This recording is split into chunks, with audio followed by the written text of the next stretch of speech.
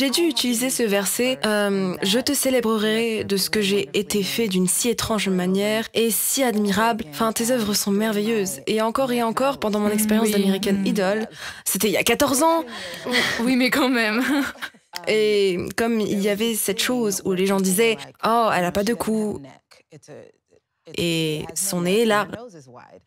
Et donc, ils ont commencé à m'appeler Shrek, sans cou, pendant que j'étais dans l'émission. Bonté divine. Et je suis rentrée chez moi, j'ai été éliminée en 3e position. Donnez-moi leur nom. Et j'ai été éliminée en 3e position, et c'est l'année de la sortie de Shrek 3.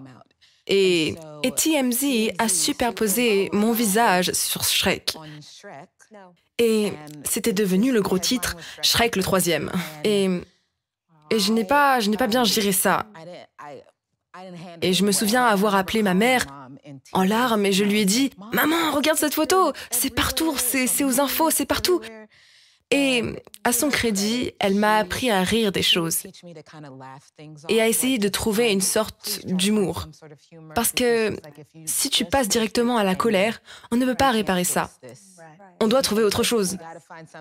Elle a regardé la photo au téléphone et elle s'est dit « Ils auraient pu au moins utiliser le visage de Fiona au lieu de celui de Shrek. » Et j'ai ri. J'étais comme « Ok, merci pour ça. » Et elle m'a dit « Bon, maintenant qu'on peut en rire, regardons ce que Dieu dit de toi.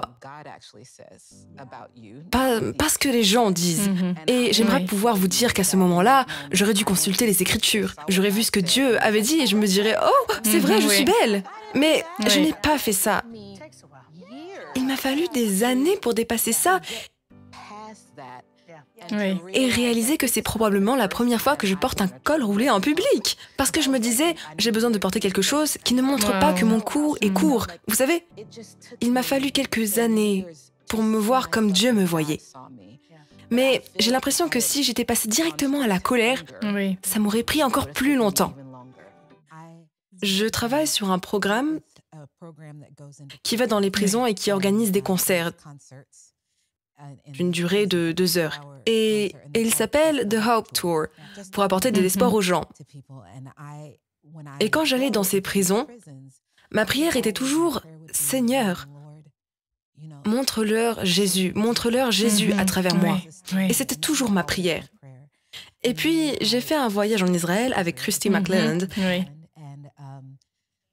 Et nous nous tenions à l'extérieur et parlions simplement de qui est Dieu et de ce pays qui est si beau. Cela n'a-t-il pas changé votre façon de voir les Écritures? Ça a tout changé pour moi. Mais il y a cette déclaration qui m'a le plus marquée.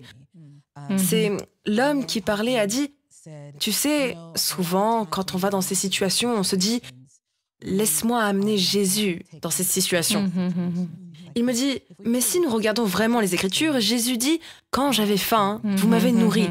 Quand j'étais en prison, vous m'avez rendu visite. Alors il m'a dit, en fait, tu vas rencontrer Jésus. C'est si vrai. Et à ce moment-là, c'est comme si un interrupteur s'était déclenché en moi, dans ma façon de voir les autres et dans ma façon de rencontrer les autres.